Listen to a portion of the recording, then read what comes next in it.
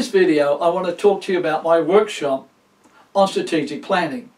You believe that God has given you a vision to see your church or organisation grow.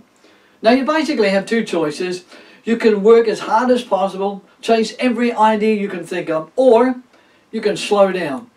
Get clear about what you want to achieve, and together with your team and the guidance of the Holy Spirit, design a long-term strategic plan. A strategic plan sets a clear path about not only what you want to achieve, but how you will get there. It defines your goals. It identifies the actions that you and your team will take to achieve your God-given vision. My workshop on strategic planning gives some very practical guidelines on how you and your team can accomplish this.